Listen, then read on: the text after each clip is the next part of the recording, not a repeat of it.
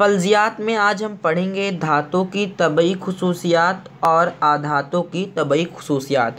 सबसे पहले ये जान लेते हैं कि फल्जियात होती क्या है, यानी फल्जियात किसे कहते हैं। कच्छ धात में से खालिस धात हासिल करने और तखलीस के अमल को फल्जियात कहते हैं। क्या कहते हैं?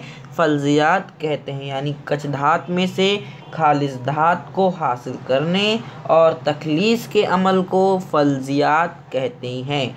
अब कच्छ धात यानी क्या? कच्छ धात यानी वो मादनियात जिनसे धातों को बआसानी और कम लागत से अलग किया जा सकता है, उन्हें क्या कहते हैं? उन्हें कच्छ धात कहते हैं। अब हम अपनी दरसी किताब की तरफ अपना रुख करते हैं। सबसे पहले देखिए यहाँ पे दिया हुआ है, ज़मीन की तख्लीक 4.5 अरब साल पहले हुई।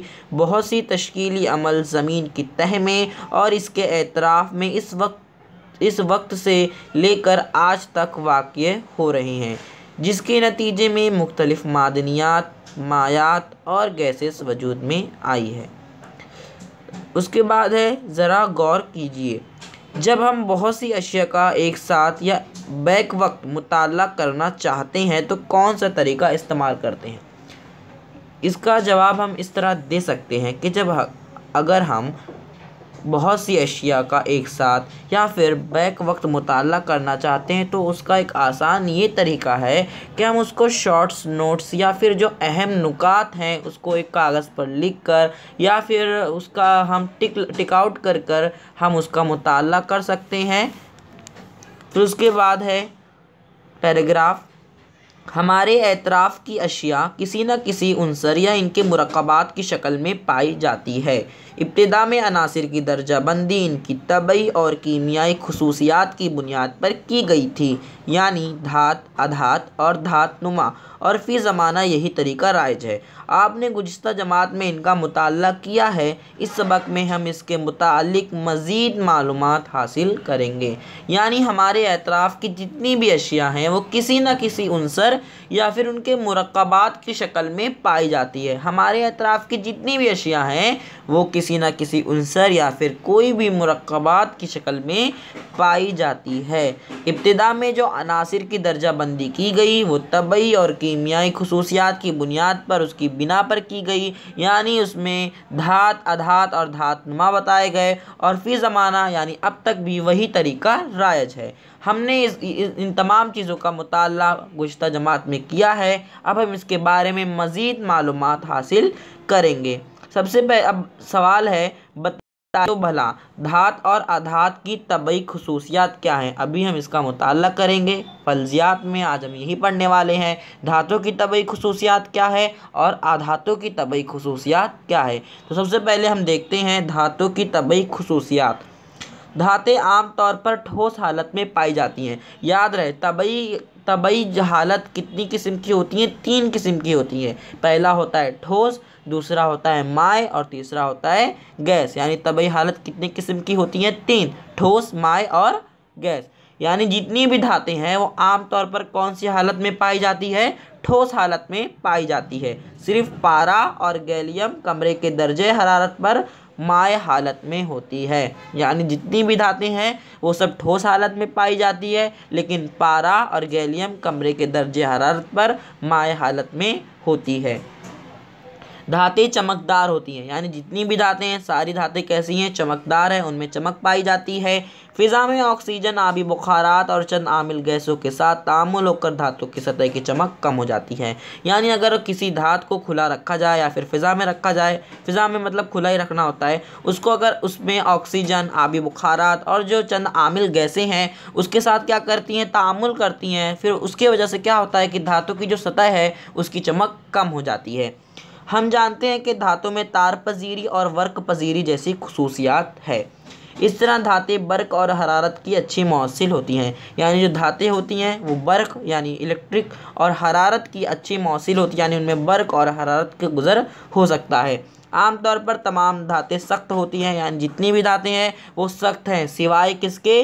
अल्कली धात यानी ग्रुप 1 में मसलन लिथियम, सोडियम, पोटाशियम इससे मुशना यानी इनसे अलग है।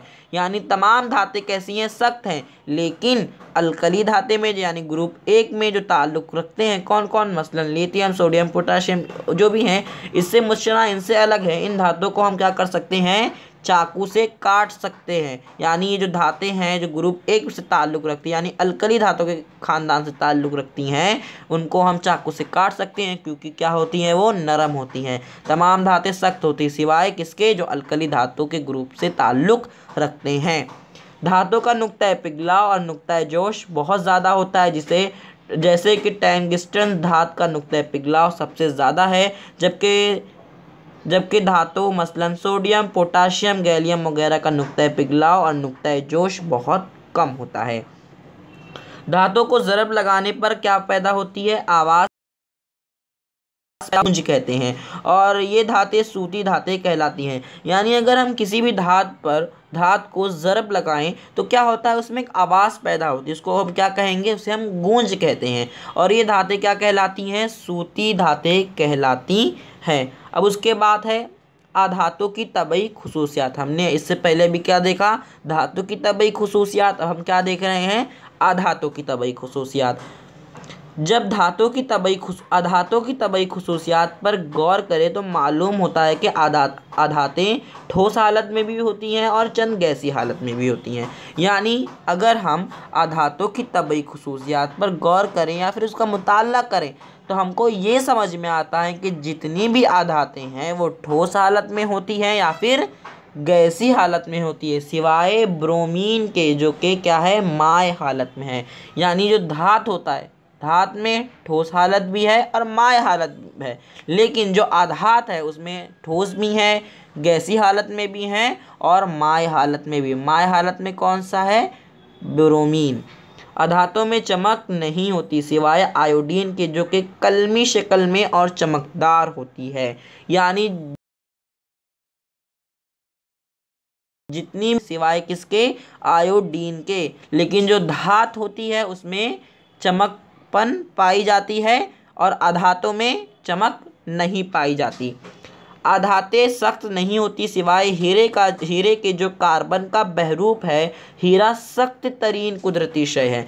यानी जो अधातें होती है उनमें वो सख्त नहीं होती सिवाय किसके, हीरे के। हीरे क्या है, कार्बन का बहरूप है और हीरा सख्त तरीन कुदरती शय है। अधातों का नुक्ता पिघलाव और नुक्ता जोश क्या होता है, कम होता है।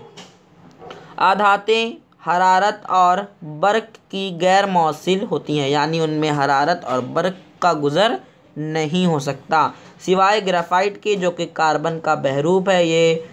ये बर्क का उम्दा मौसिल है, यानी इससे बर्क रो गुज़र सकती है।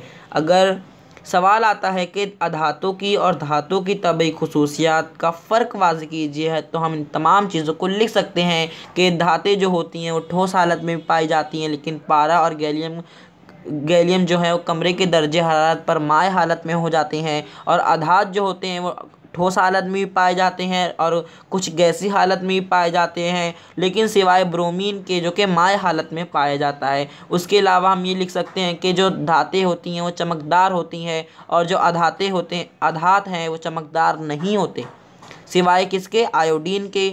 और फिर ये भी लिख सकते हैं कि जो धातु होते हैं वो सख्त होते हैं सिवाय किसके, जो कि ग्रुप 1 में ताल्लुक़ रखते हैं, उनको हम चाकू से काट सकते हैं। लेकिन जो आधात होते हैं वो क्या होते हैं, ठोस नहीं, सख्त नहीं होते बल्कि क्या होते हैं, नरम होते हैं सिवाय किसके, हीरे के। और ये भी लिख सकते हैं कि धातुओं में नुक्ता जोश और नुक्ता पिघलाव ज़्यादा होता है, अधातों में उसका उलट यानी नुक्ता पिघलाव और नुक्ता जोश कम होता है। और ये भी लिख सकते हैं कि अधातों में बर्क की रो गुज़र नहीं सकती, बर्क और हरारत की अच्छी मौसिल नहीं है।